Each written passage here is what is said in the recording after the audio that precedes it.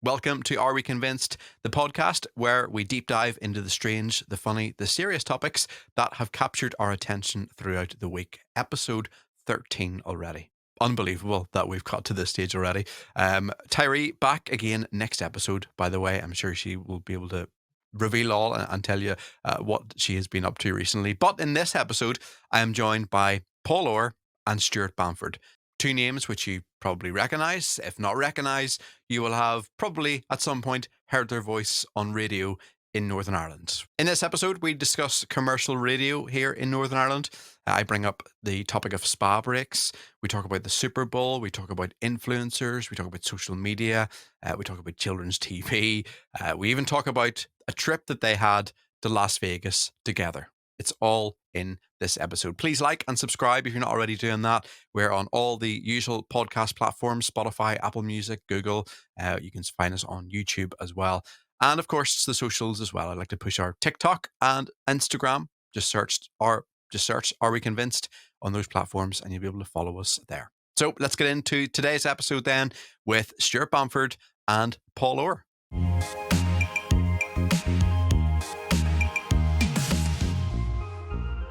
There's no kind of agenda as such. Oh. My agenda isn't to push radio stations, so I'm not going to mention them too much. Oh, you're not? But obviously, Can I not mention the show then? No. Well, yeah, obviously I'll give you a little bit of a leeway.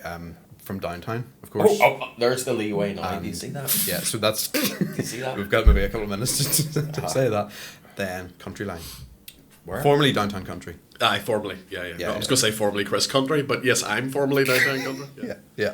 First of all, how was your journey? Because everyone's journey is different in the radio. See the way he's linking into traffic and travel there? Yeah. How was your journey? Well, tell me about your radio journey. Yeah, Hold on a second. yeah. Traffic busy on the West Link. My journey was busy in both directions. We come from, we're old school, more traditional, you know. Well, I'm older than you. Well, yeah. So like you tell your journey, but I was like, you know, hospital radio, community radio, BFBS army radio for a brief spell, and then city beat, and then, you know, Downtown Country, and now Country Line. But like, there's no one route to get into it. Do you not find that people ask you all the time, how do you get there? Or like, I want to be on radio, and Do you know what? how do you do it? I was asked a question last night, which is very relevant to what you're talking about, and believe it or not, I was asked this question, and the question was, when I said as if it was being said to me, when you started radio, Paul, were you... Good. Well, that was also... I was asked that the other day, was it good? But if social media had been around when you started, do you think you would have been a bigger... Now, let me use the word here, star than what you are? That's exactly how it was put to me. I said, well, first of all, I'm not a star. And secondly, when I started, there was no social media. But... it all boils down now to social media. It has nothing to do with what you say into the microphone. But Unless, of course, you were like a legend like Steve Wright. And do you think because during that era you had to kind of build yourself up the way you're talking about, like there's no social media, so you had to build yourself up yourself, right? But whereas, say, last episode I had in this podcast, a girl called Helen, Sound Quality Gifts in Monaghan, she went on and made a few TikToks and 50,000 people are following her after making a few stupid clips, and she has that following. So she can go off and do something like that. Mm-hmm. So, I mean, I've tried a sex tape, and it's out there. But That's the one you sent me the other day. you're in it. But, yeah, I thought that. But do you think it's harder or easier these days to get into the line of work that you're in? Back in our day, it appealed to like ugly men with personalities who had to fight for attention and liked music. And I'll go back to City Beat days. Many, many happy days I had in City Beat. When it first started coming out of BCR after a pirate radio station in Monaghan called Kiss FM, where a lot of jocks today started.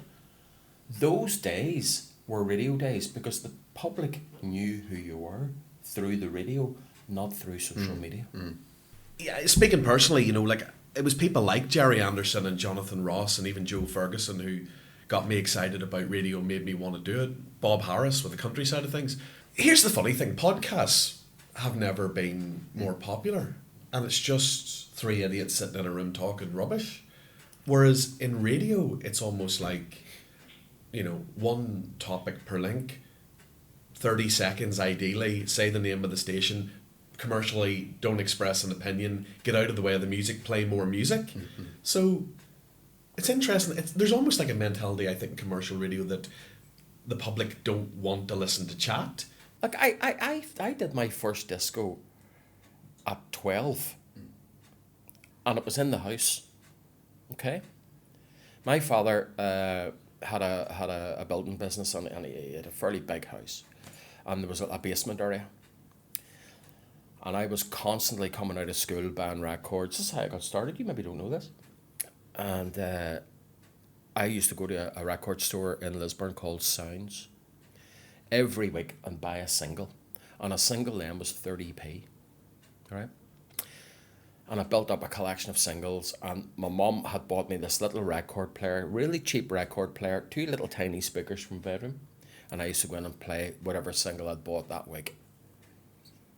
Brotherhood of Man, whoever it may be, Bucks Fizz, whoever it may be. So this collection of singles built up, and there was maybe 50, 60, 70 singles. It was coming up to my 13th birthday. This is a true story. I'll have a birthday party. This is true. And I talked to my mum and dad, and yeah, you can have a birthday party, and you have the room downstairs there and whatever. So I put the word out anyway about this birthday party. No social media, no nothing in those days, just word of mouth. There's 100 turned up. This is true. 100 turned up. And the downstairs basement area, and that was a fairly big house, and the downstairs basement area would have held maybe 40 people, maybe 50 people. Well, I charged them 50p in. This is true. And there was a lemonade man used to come to our house every Friday. And the Friday before the birthday gig, I asked my mum, would she get me 3 cases of lemonade? And I sold the lemonade. Yes. Right? Yeah. And got big bags of crisps. You know, they used to get 24 packets of crisps. And when a bag of crisps, you used to have a full bag of crisps. And I sold the crisps. And I sold the lemonade. And I charged them 50p in. And there was still a queue outside to get in. This is true. And I had my one little record player. And I played the music. And every time I took the single off, because you only play one at a time, I had to talk and shout, no microphone or anything else. And I shouted, and here's ABBA. And put the thing on, played ABBA, and people were dancing. And that night, I must have made maybe a couple of £100. So word got out that Big Orr, I was known as, Big Orr does discos. Got a phone call from the youth club. Would you do a party? Mm-hmm. So went into the youth club. £35 I charged them that night. Got the £35, right? Now, I'm only 13. Yeah. My father's sitting in the van outside. It was on to 11 o'clock. Still had no microphone. I didn't even think about a microphone. And again, but I had the 2 decks. I was able to play one song into the other with the wee collection of music. Got another booking. Got another booking. So on and so on and so on, until I thought, why am I paying this £3 to hire these decks? I'll buy them. I bought a couple of wee lights, and then it built up and built up and built up and built up and built up until probably in those days I had one of the biggest road shows at the age of like maybe 16 or 17. That was in Northern Ireland. And then at 17, I was able to drive, bought a wee trailer, piled all the gear into the trailer, and I was off doing weddings and parties. But back in those days, for example, an apprentice was maybe getting £50 a week. I was getting like £100 a night. Yeah, fair enough. Yeah. And that's how it started.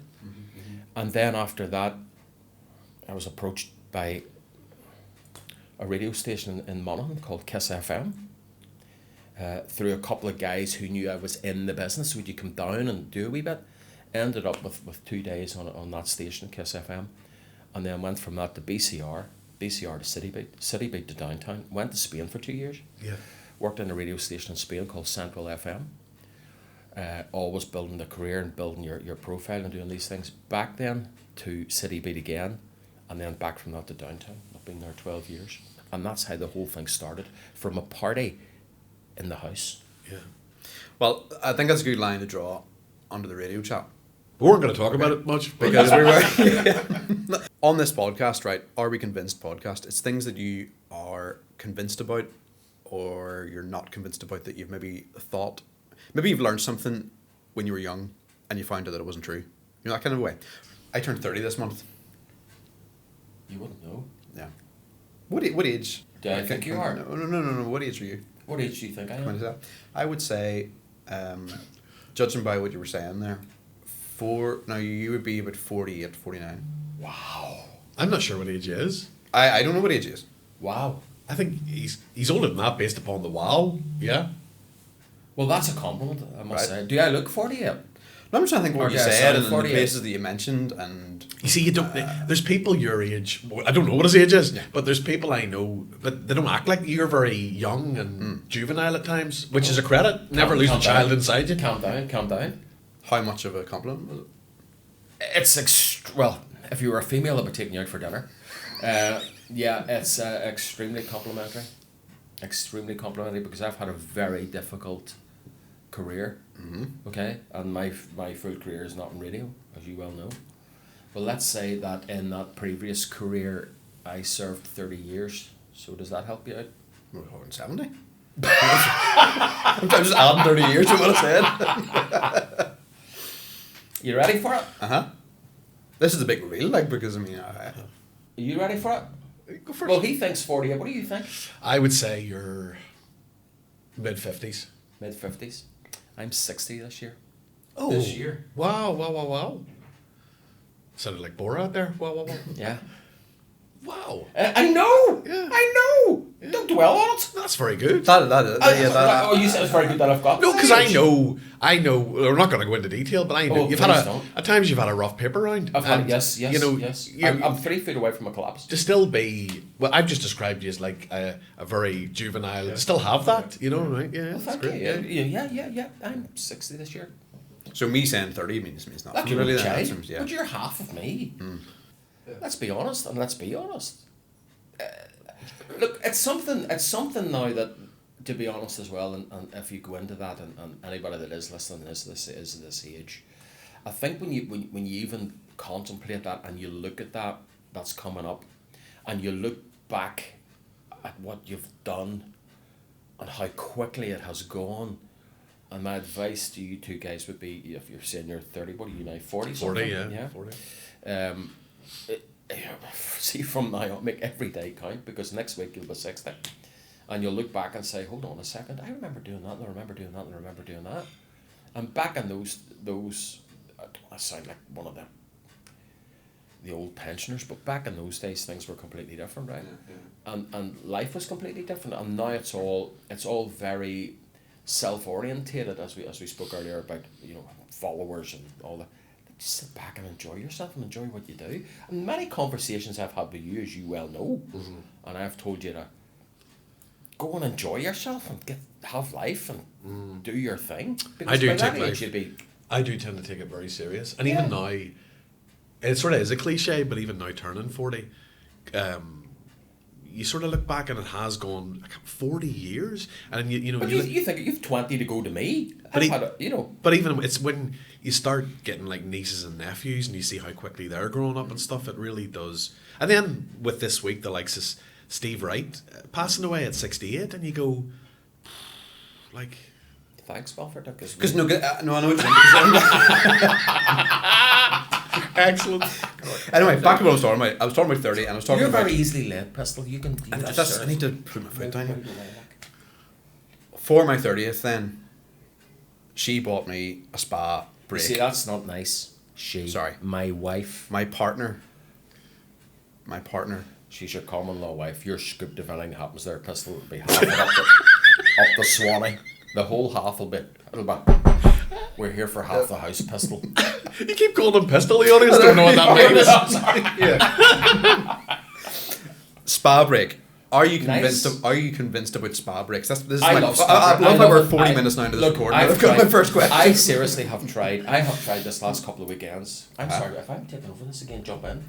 Please go. I have tried this last couple of weekends to book a spa break. Right? Yeah. Now, you're going to start me here now. How long have you got? I've tried several hotels here in Northern Ireland, up around the Ballymena area, okay, Crawfordsburn area, Temple Patrick area. You know the ones we're talking about. Fully booked, okay, fully booked.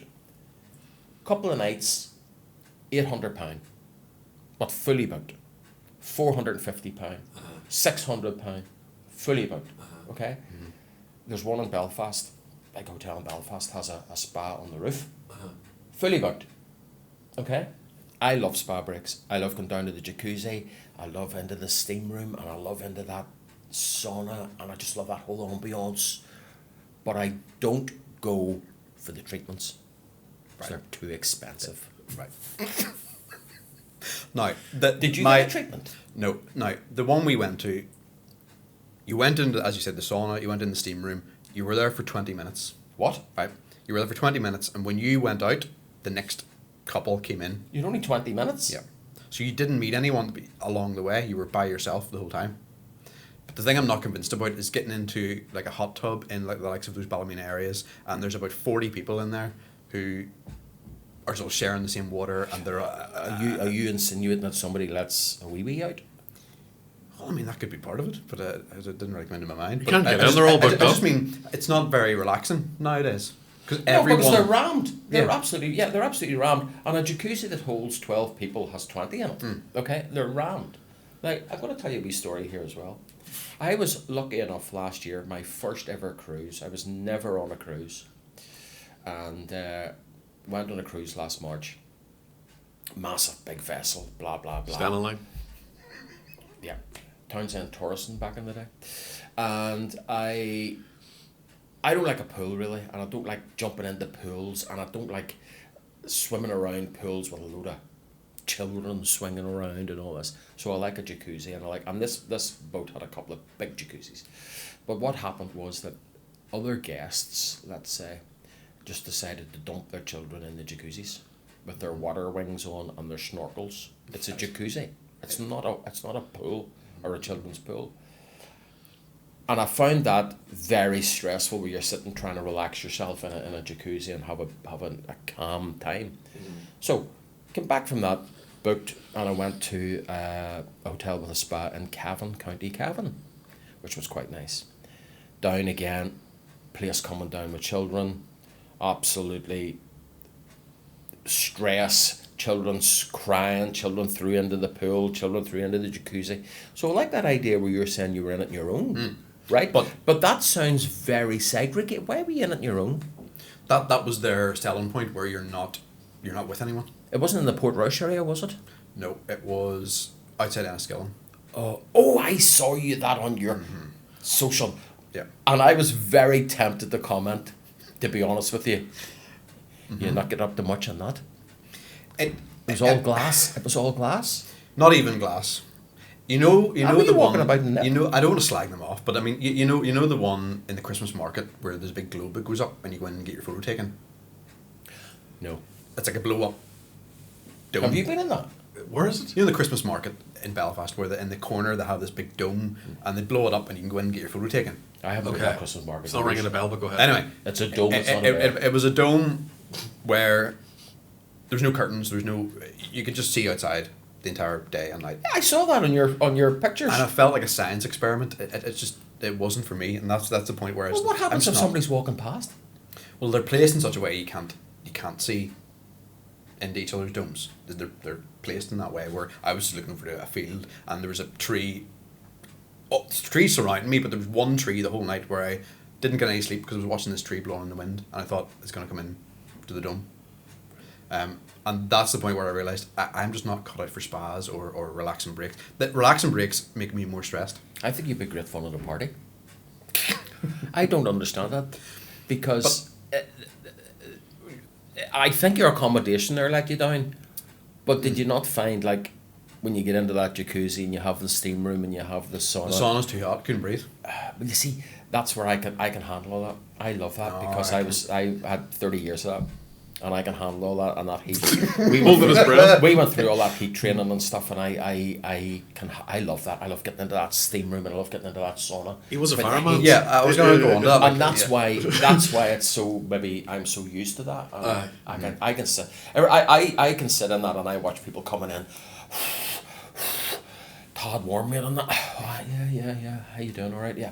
Oh, I've had enough. It's like 40 seconds and they're out. How long could you do? And what annoys me is they don't close the door. They go out and leave the door open. Close the bloody door. How long could you do in a sauna? The longest I did in the sauna was 40 minutes. You, me, And I came out blackhead free. You, me, and David Coleman spent some time in a jacuzzi once. We We did. At We Boyd did. Chicken. That's right. We were at a wedding. Yeah. Left the wedding, went to the jacuzzi. But we didn't leave until we had the meal. Yeah, right, okay. And then yeah. we went to the jacuzzi. Yeah. And we're spied in the jacuzzi. It was all wrinkly. Yeah, but yeah. So spas are your thing then? Yeah, I like okay. a spa. I must say, I find a spa very relaxing well, look. Let's be honest here as well. It's good for your skin. You know, if you need to moisturise when you get to my age, and it's chilled and relaxing. And in fact, I think I'm now at the stage where I would not book a hotel unless it had a spa. Really? Well, Well, look, the amount of money you're paying for the hotel, you need to have those facilities, because the other thing is as well, if the hotel is stuck away in the country, what are you going to do all day? fair point. So it's nice to just roll out of bed, breakfast, down into the spa, spend a couple of hours, have a doze, back up. That's, to me, is just maybe. But you see, you guys being that young, you guys are maybe more. Oh, we got to do a 40-mile walk today, and we gotta go out, and we gotta do all these things. Whereas I'm now at this stage where, and as you can see by my girth, just lie back. He's talking about his stomach. Just lie back and chill and relax, and then go down, have a bit of lunch, and then go back to the spa in the afternoon. But I agree with you, the amount of people now in these hotels, and they're completely rammed with kids and everything else, it's not relaxing. So I now tend to try and find adult only. Oh, right, okay. I haven't heard of the adult. But there are spas, none. never. There are none around. From if you go to Spain in these places, you'll find an adult only hotel and this sort of stuff. But not so much. I think it could be a wee business venture for you. You could make. Did one you ever happen. consider putting in a hot tub in your back garden? Very close to pressing by. Oh, are you? No. Let us I mean, know. Keep us informed. I mean during lockdown, I was very close to. There was a guy beside me, and he got the crane in, and he got it lowered into his garden, and I thought that'd be nice. Well, but then I remember the woman who is next door to me, and she'd constantly looking inside her window, and she'd be looking at me in the spa, and I'd be like, You've got your speedos on, you'll be all right. But it's the running costs. Cost a fortune to run, and the water hygiene again has to be recycled and Hassle. It's all refiltered, hassle. Yeah, and it's all hassle, and it's all hassle. Whereas you can go somewhere and get into one for, well, I was going to say for nothing, but without the hassle of the running costs. But here's the other thing. Some of these spa areas now are being used so much, right? And there's so much footfall that they are not really clean. And the hotels, certain spas with tiles falling off and yeah, bits are not being maintained. ruins the experience, really. Yes. Yes, no, yeah, you're right. Yeah. But There's yeah. nothing as bad as sticking your big toe into a jacuzzi and no tiles. I was going to say, into a crack. Yeah, well, yeah. Right. Second, are we convinced question? Super Bowl. Did you watch Super Bowl? I did actually. I Yeah. know we're a wee bit behind. We're what, maybe 2 weeks or 2 weekends ago? No, it was last last weekend. Yeah. Okay. Right. Good to see you up Yeah. Are you a fan? I like the event of the Super Bowl. I'm not the world's biggest American football fan. I think the games, although they can be fun for, again, gamble responsibly, they can be fun for gambling because a game can turn quite quickly, but they're very long. And unless you're into you almost need to get to know the players and, okay, if you're into the tactics and you can respect that and appreciate it, but I mean, I don't really like rugby, but I'd rather watch a rugby match just because it seems to move a bit quicker. Yeah. It's the breaks I couldn't deal with. Every 10 minutes you're stopped for an ad. I mean, I'll be honest with you. If you took the halftime performance out of the Super Bowl, I wouldn't watch it. Yeah. Are you a American football? My mother's family are all from the States. Okay. From New Jersey, North Bergen actually. And anytime I was out in the States to see my family and my cousins there, they all go on about the World Series. Okay. And look, it's not the World Series because nowhere else plays it. It's in America. There's nobody else doing it, so it's not the World Series. And they go absolutely ballistic for the World Series and spend a fortune on tickets and spend a fortune on Super Bowl and spend... There's about $5,000 or something. Yeah, Tickets, right? I have no idea what's going on. 3rd and down and 5th and 6th, and it's a rugby ball as far as I'm concerned. I think this But year... they're well, okay, it's all protected. They're all kitted out, but it's still a rugby ball, and you've got to get it from one end through the net and the other. What's the difference? I think this year was even a bigger spectacle because of the whole Taylor Swift thing. Was like the most watched live television broadcast since the moon landing or something like that. Yeah. So. But you see, those guys out there who are huge fans of that, and huge fan of the LA Steelers and the Florida Gators and all this sort of stuff, they go into it like in a big way. Whereas here, and let's draw this into like the evolvement here of American sports and ice hockey. Mm-hmm. I've been to a couple of ice hockey games, but again, I have no idea what's going on. Yeah. But it's bred into them. Like American football is religion to them. If you watch even some of those documentaries on Netflix, the competitiveness and it's almost like making your parents proud, and then you can see how cutthroat it is. Those that actually make it, and it's such a dangerous sport that at any second your career could be over. Yeah. I've been constantly told that by my American cousins, this is football. You guys play soccer. Yeah. And it just shows you the mentality and the change of different cultures and their sports. But those guys are all brought up through high school football, through high school and through kindergarten and through college football teams, and they're all very competitive. And then even into their baseball. And let's face it, baseball's rounders. You ever play rounders at school? Like it's rounders. Yeah. Like you hit the ball and you run round in a circle. Like it's baseball is rounders. The video, let's be honest. I don't know if you'll remember this, but a video came up on my timeline of the Super Bowl where they invited criminals. They gave free tickets out to households where they knew that the criminal lived. So then they would all show up to the hall, and then they were verified and so on. Then they were arrested. They're all arrested in the same room. Yeah. So every single person went to the match. They were all criminals. Yeah. Some the FBI or idea. something sent them out tickets for the Super Bowl, and they all turned up. Very good. I was doing that here in Windsor Park. Or something. They all turned up and were scooped. Because even people who were walking around in characters and all, the real police. There were every single person was love a police. Love it. Yeah, it was good. Okay, final Are We Convinced question for this episode. I probably know your thoughts on this already. We were talking about social media, so to kind of to come full circle. What about people who use the captions on social media, like today's office and fresh Sundays, and just the pointless posts that people put up on social media? Does it annoy you? Do people annoy you on social media? Yes. It's all like it's all like me. Look at me. Here, there. Flashback Friday, and oh yes, I remember this, and I'm here, and I'm having a cup of tea, and no. Just talking about Paul Francis. I'm going to be honest as well. I find myself now. I don't know about you, but I find myself now sort of withdrawn back from that. And I remember even say a couple of years ago, if you'd went anywhere, checking in at Starbucks having a coffee, who cares?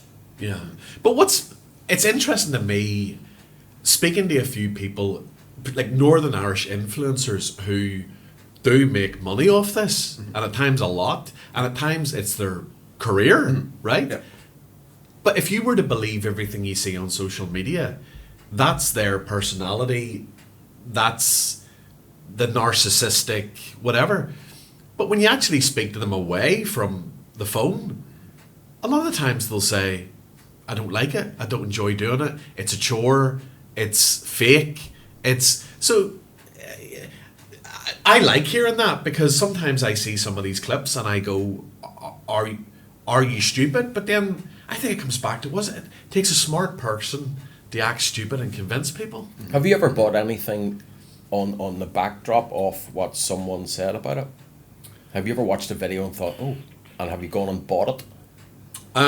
These mics. Well, whoever recommended the mics to you needs to take it off social media. I think you have. No. I'd be quicker to go to the likes of YouTube and watch a couple of reviews of something if I'm thinking about buying it. Right. But so same thing. Then. But I wouldn't, if somebody's on like their stories showing me a health supplement, I'm not going to buy that. No. But I'm talking about if you went to say for that microphone in front, if you watched a YouTube review, would that convince you to buy it because some randomer with 60,000 followers said it was great? Well, I think there's a difference between social media and YouTube, right?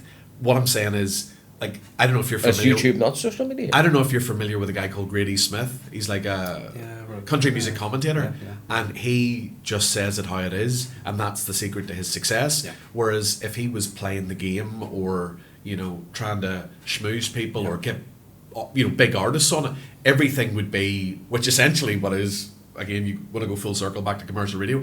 Everything's great. Say that's my fan club. Sorry about that. Everything's great. Not everything is great. People growing up now, and they're born into this. Yeah. Like, can you imagine being an insecure teenager, and particularly as a female, and it coming at you from all angles, and that's the benchmark that you're meant to live up to, and yet 90% of the time when these girls aren't recording, they're having breakdowns. Yeah. Paul. Yeah. Oh. Yeah. That was a very interesting statement there, Banford, to be honest. But because even when I think of like Madison, my one, she's 2, and she knows everything about our iPad. She knows where YouTube is, and she's watching videos on YouTube. And I just think, like, I can't imagine growing up like that. Well, here's a Can't question imagine. for you. I think I was the last generation to not grow up like that. Well, here's a question for you. At what age do you think, and what age would you permit your daughter to have a mobile phone? I didn't get a phone until I was 29? 16. 16. So you I reckon was 60? You reckon 60? Well, nowadays that's Pistol, not you'll gonna- never get away with that. No, nowadays because that's not gonna happen. it's all peer pressure and everything else. And we Jimmy down the road has one, and Caroline up the street has one, and Yeah. so at what age then would you forego? But the age must be like 6 or 7 now these days. Wow. And And it must even be bef- it must be like 7. And even before that, you're not even thinking, but they're savvy with an iPad. Yeah. Yeah. And the internet? She And the knows internet. where the YouTube button is Wow. on her iPad. At 2? At 2. Wow. But here's something, and again, we do sound like boring old men, but I remember, if you had like your favourite TV show or something, do you remember having to wait like a Yeah. week for a specific time? And even the next day, you'd go into school or whatever, and you talk to your friends, and they'd seen the same thing as you'd seen. The whole on-demand thing, could you imagine that? If I had video on demand, I'd have never left my bedroom. But and on that case, see the productions that are on YouTube at the minute. I'm going to mention some names, probably know. Miss Rachel, Blippy. Blippy rings a bell, only because Uh, I've heard a few parents talk about it like they hate Blippy. Yeah, but see that. You're obviously talking about children's programs here. So are you? these are YouTubers who have just hit the spot where they're producing better content on YouTube than is on, say, CBBC or CBBS, and it's a full on production, and they're making millions like per year on this guy who goes out to a park and he's playing on the swings and he's shouting and what I'm trying to get to is it's so intense. Whereas I think the TV programs back in my day, like Bagpuss, Teletubbies, Trumpton was on my day. no, Yeah, Trumpton, Pew Pew, Barney McGrew. Oh. no, Yep. But I just think, imagine you sitting that down now to someone at the age of 4 or 5, and them trying to watch Trumpton. Oh, 100%. Yeah, You look, know, look, like, that's where the whole thing has now gone completely out of control. And in my own personal opinion, if you're saying like 6 or 7, I would not tolerate if I had a child and given them a mobile phone at the age of 6 or 7, and especially like so these things at £1,000. It's ridiculous. But even growing up now, right? If you were never exposed to the likes of Only Fools and Horses or Little Britain, Faulty or Towers, all these League of Gentlemen, all these massive at the time successful comedy shows with different styles of humor, right? They wouldn't exist these days. And so if you were growing up, your sense of humor, what's comedy now to a young person? Gavin and Stacey, like. I know. Yeah. You see, but when I was that age, there was no Blippy or no YouTube or none of that, and you got your Lego out. I think you got your leg over. You get your Lego out, or you got your Meccano out, or you got your train set out, and you played, or you went outside, dare I say, and got your bicycle out, and played with your friends in the street. But is it mad to you to see that change in that short space of time, because it is a short space of time. Let's be honest. But Look, my father never saw a mobile phone. Yeah. Right. And my dad's dead over 20 years, but my father never saw a mobile phone. My mum would have seen a basic mobile phone when they first came out in those early days, and even my late wife would just have seen the early stages, but never saw an iPad, never saw an iPod, never saw any of that stuff. But that's none mad of to that think stuff. about. That's Never saw any of that stuff. So that's what, when those days in the 70s and stuff, when I was a teenager at school, we didn't have phones, we didn't have any of that. We made our fun by, even at Halloween, for example, knick-knack, going rapping the doors, running off, bit of fun, stuff like that. There was none. Kids now do not go out. I was in a shopping centre the other day, and nearly every child was sitting, having their mobile phone, doing their thing in a mobile phone, and the parents maybe having a coffee, and they're sitting with their meal in front of them, not eating the meal, just too busy on the mobile phone. And surely that is not very enriching mentally for a development of a social interaction person, and that then falls back onto maybe the scenario and the careers that we have taken, because in those days you had to talk to people. But even, you've kept up because you're into your technology, but Yeah, I love there my are tech, there yeah. are older people who, there seems like there was just a day when everything moved to online, and like my parents struggle with all this stuff, and they're consumed that everybody who emails them is trying to commit fraud. And remember, even during the pandemic, whenever you would go out to a restaurant and it was all QR codes and stuff, and there was this ignorant assumption, even from waiting staff, like, oh, just take out your phone and scan it. But people have a certain, that you want me to do what? And not everybody of that age even has an iPhone, or do you know what I mean? I don't want to mention the C word, but certainly like those lockdown and we're coming out of lockdown, that I feel if that didn't happen, it wouldn't have went so fast. Do you know that kind of way, like getting menus on your phone, and like restaurants doing takeaway and so on, but it was all digital. There's still places you go into today, bars and restaurants, and there's still, you go, can I get a menu? And they point you to a QR code. Yeah. But I feel that wouldn't have went as fast. But it's amazing how it has went fast in, say, like 40 You see, years. that also is a marketing ploy, because once you scan that barcode, that's then saving your data and your contact information for likes of, you've heard all this story about every site you go to, click to reject the cookies or click to accept the cookies, and then many people just go, yeah, accept, I need to read this thing, and that's placing a whole load of stuff on your computer in the background to spy on you. Now, I went the other day, right? I bought two table lamps off Gumtree. And I went to Ballynahinch to pick them up. And I kid you not, my feed after that was table lamps, Aye. Yeah. bedroom furniture, electrical goods, all placed on my Facebook and my X as ads. Something And you sim- tell me that they're not listening to you. Something similar happened to me recently, genuinely, right? It came up on my Facebook feed. Click here for scantily clad picture of Dua Lipa. So I click, and now every single time I open Facebook, I just get AI generated images of Dua Lipa. Yeah. But in another way, it's amazing that that's a thing. Yeah.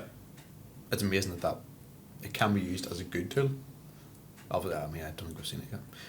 Final question, because I know we're kind of... I love the fact that you compared like buying two table lamps to me being a Oh, perv. But go ahead. yeah. But just shows you what turns me on. So you're speaking about cookies, speaking about online and so on. What is the best way nowadays, when you think about going on holiday, right? All the time. Are you convinced by the expensive getaways, like your New York, like your Las Vegas? Well, you and I, of course, as you well know, went to Las Vegas for a week, and then went What- to what Paris. is- what- Went to Paris for a week after that as well. I was thrown in. And what do you make of that trip? Well, this isn't The your Paris typical trip or trip. the Las Vegas trip? Well, hang on, did you go to Paris before Las Vegas? Involuntarily. Involuntarily. Right, what do you mean by Explain involuntary? it. Explain. Yeah, we went to Paris after Vegas involuntarily. No, So but explain it. can you get to Las Vegas direct, or do you have to go to somewhere like Paris? Well, look, let's be honest, out of this small enclave that we are in, you can really go nowhere direct, right? Yeah. Because there are no transcontinental flights out of our so-called international airport. You can get to Glasgow if you want, or Manchester or somewhere like that, or maybe Malaga. But anywhere like that, you either have to go to Heathrow, Gatwick, Manchester, Glasgow, Dublin. So you've that hassle before you even get anywhere, and that's the problem here with us in this little enclave. And let me just throw in a quick sort of slightly off character here thing here. The motorcycle team that I'm in, and we would maybe do a tour of Spain, or we do a tour of France or whatever. We have to get from here, of course, to England to France, which all adds up on the cost, whereas the guys in the mainland can get one boat or the tunnel and they're in Europe. Yeah. So for us here, we have to go to Dublin to fly out to Vegas, or to fly to, as we had to fly to Texas, to Houston to Vegas. On the way back, it was Vegas to Salt Lake City, to Paris, to Bristol, to Dublin. You just name places. So it was just ridiculous. But on your trip to Las Vegas, then what happened was, Paul and myself went for dinner with a friend. There was a couple of beers taken, and the friend, who travels a lot, talked us into, hey, it's like February time, it's a lot more cheaper. It's not an American. Why are you putting on that American accent? Let's go to Vegas. Hey baby, let's go to Vegas. So while we were sitting dwelling on it, he lifts out his phone and goes, booked, yous all owe me such and such. So like the next week, we head off to Vegas, and there's not much preparation time to go to Vegas. No, it was grab a bag. But we were only going for your bank balance. What was it, like 4 or 5 days? 4 days? 5 days? 5 days. Right. But the problem was, on the way back, there was... Beast from the east. Yes, a lot of snowfall. So instead of... At the airport in Vegas, we were given the option of staying or chancing our arm and trying to get home. So we tried to get home, but we got as far as Paris, and then we're grounded there for another week. And a week? Yeah. Yeah, it was very expensive. A week in Paris? Yeah. After a week in Vegas. After a week in Vegas. A week in Paris. And would that just put you off travel in general? No? Or like what do you do when you land in Paris for a week? And it would make me scrutinise. It would make me want complete control of the booking process and scrutinise things. And even, as we talked about earlier, tend to head to YouTube and review things. I'd be less likely now to do things on a whim. And how was the week in Paris? Like, what do you do for a week in Paris that you don't expect to be there? Travel back and forward to the airport every day to see if we can get a flight. Well, there was a bout of food poisoning. Yeah. Oh, the food. I was ill for a week. Yeah. It was funny because we were in 3 separate. I had a dodgy croissant from Paris, not from Las Vegas. No, I think it was an Irish coffee, was it? Well, I think it might have been an Irish coffee that threw me overboard. But we were in 3 separate rooms, and Paul was ill. Then I got ill, but I didn't get as bad as him. And then our other friend, he was in the room next to me, and he just sat in his room. Snowfall, you can't do anything or go anywhere. Minus 15 or 20. He was watching back-to-back episodes of Friends. So I'm lying in the bed, knowing this is costing me a fortune, not knowing if I'll ever get home, and every 25 minutes, down through the wall. So yeah, very much. So I would tend to now, if I was to go to travel now, I would probably just mainland Europe. Right. The States are a tad dodgy. Well, they're very dodgy. But do you not find like a New York trip or a... No, but look, Pete, I have been to New York several times. As I say, my mum family was from North Bergen, and I've been out there, and I know it very well, and I know the area well, and I know Manhattan well, and I know that you don't shop in Manhattan, you shop over in New Jersey because there's no sales tax and all that sort of stuff. But people go to New York and they go to Fifth Avenue and they go to Times Square. And in fact, I watched a thing on TV the other night about Times Square way back in the 70s, which used to be a really seedy area full of prostitutes and drugs, and from the 70s right through the 80s. And then it began they closed down all these peep shows and all this sexual stuff that was going on. And it's now a very vibrant tourist attracted area. Sure. But people don't foresee that you go and you stay in Times Square. And I did a radio show from Times Square, a live radio show, and people just don't comprehend. Look, then for $1.40 you could get the bus from the Port Authority across into New Jersey, And if you were buying jeans or trainers or whatever, like 40% cheaper than buying them in Manhattan. So people fall into this attitude of, I've got to go to Times Square, I've got to go. No. Why don't you go, if you're going to go to the States, and go to like Yosemite Park, or go maybe across into California and go up the Pacific Coast Highway and do something a tad different.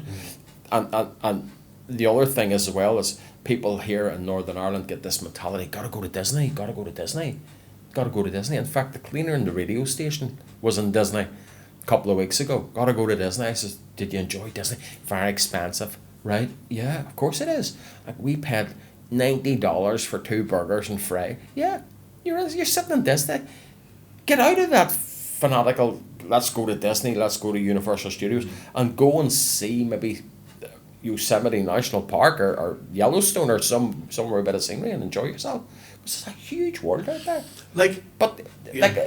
My third of that touristy thing is now changed, and I'd rather go to the Maldives or the Seychelles and sit in a lovely beach and blue water. And what people don't think about who've never been to Vegas is, if you're on the Strip, right, you can't move without somebody trying to either sell you drugs, offer you a prostitute. Amy in Oklahoma, remember her? I saved you from going to Taco Bell. Literally. And sorry, I lost my train of thought there. You were thinking about Amy, were you? I was thinking about Taco Bell. And do you remember, even there was a guy stopped us, and we engaged in conversation out of politeness, and he was like, "Hey, where are you from?" And we were like, "Ireland." And he went, Conor McGregor. That's their only frame of reference now, right? So we said, "Listen, we're going to head on Alex here." Higgins. Right. He mentioned Alex Higgins as well. We said, "Right, we're going to head on here. Nice to meet you." And he went, $20. And we were like, "What?" And he went, $20. And it was like he was trying to charge us for a conversation. His actual quote was, he said, "You've wasted 30 minutes of my time." What? You've wasted 30 minutes of my time. That's $20. That's just honest. So to answer the question, are you convinced by Las Vegas and New York? Oh, no, absolutely not. No. But to touch on something you said, if you're going to go to somewhere like Vegas, get off the Strip, go somewhere like, the Grand Canyon. Well, no, don't start me on the Grand Canyon or down to the Hoover Dam. Yeah. Where I took you to. So what's wrong with the Grand Canyon? Well, the issue was that. Is this your issue, or is it a general? No, there's a couple of general issues on that. Again, very the tourist trap and hundreds of dollars, and for the dam, a spectacular scene. Grand Canyon, of course, a spectacular scene, but then of course you can hire the helicopter, another couple of $100. You can do this, and you'd spend $1,000 for the day out, and it's a hole in the ground. Yeah. And I remember standing there with my phone filming the Grand Canyon. He kept running up behind me going, "Whoop," threatening to push me down it. But I'll tell you something that got me. I was going out with a girl at the time, and she was here, and I was able to FaceTime her from the Grand Canyon, right, to Lisburn. And when I got back to Lisburn, I couldn't FaceTime her from Newton Arts. That's so true. When you said we're doing a radio show from Times Square, you wouldn't be able to do a radio show from Centre Belfast. No, you couldn't do a radio show. But I hold my hands up. I was the world's worst navigator on the way to the Grand Canyon, right? Well, yeah, you were falling asleep. So this is just you two going to the Grand Canyon? Well, the guy we were with wouldn't come out of the room. Was he even in the room? He was gambling a lot. Yeah. Right. Okay. We decided we'd go and hire a car, and we went and hired a car at the airport, and after sort of an hour and a half driving around the airport, we made our way out onto the highway. And the highway's maybe like 7 lanes. So I'm speaking to my good friend. So you're driving? Here. Of course. Right. I'm speaking to my good friend and colleague here. Right, direct me, hold the phone and direct me. So after we got out of the airport, and time was tight here because we got in the car at 11 o'clock, it had to be back again at 1:30. And we've been around the airport 4 times. So we head off towards the Hoover Dam and the Grand Canyon. And one side of the dam is Arizona time. Okay, and the other side is Nevada time. Okay, so it's an hour's difference. So we headed off anyway, and I'm driving away, trying to really concentrate on big trucks and RVs passing in, and as they say, rigs and all that, and I'm still trying to look for signs and trying to find. So I'm talking away to your man beside me here. I said, "Right, where are we going now? Do turn left or turn right? Turn left or turn right?" I looks over and he's lying sleeping. I was holding the phone with the sat nav, but I was snoring. Yeah, sleeping. But yeah, look, those are things that maybe you need to do, and we're talking about holidays and bucket lists and things, and my bucket list at the minute, you're talking about states, is the likes of the Pacific Coast Highway and Alcatraz. I'd love to go to Alcatraz, and I would love to do that up into Malibu and Hollywood and that type of thing. But have a navigator. Well, somebody that doesn't sleep a lot. But I think also you become a tad out of your comfort zone, and the states now are so big, and the roads are so vast, and everything's so huge. And I think now, because of us in our little small enclave here, it's just, people just can't handle that, and they just go and they sit in Disney for a week. Yeah. Because the bus picks them up at the airport, drops them off at the hotel, no hassle. You run around Disney, the bus picks you up, takes you back to the airport, you fly home via Paris. Yeah. My bucket list is Switzerland, more specifically. Is it? More specifically, Dignitas. So Wow. Soon? I'm trying to get booked in, but it's like one of your spas. It's quite busy. Well, on that note, thanks so much for your. I guess it's both of your first appearances on a podcast as such. Well, it's mine anyway, as a guest. Oh, your That'd be man, right. your man here's very au fait, apparently. Listen, it's been a thrill, and good luck with the editing. Yeah, it's going to be a bit of a task, but sure. I would just play it out as it is. Why not? And I would strongly advise that you don't do that. What was the problem? Like, was there an issue? Was I a bit close to the wire? I think almost like decades of commercial radio and not being able to form an opinion. He's just Oh, good news. he's Crystal. just good news. gone mad today. 4 chicken nuggets at McDonald's there for a price of 3. That's dinner sort of, isn't it?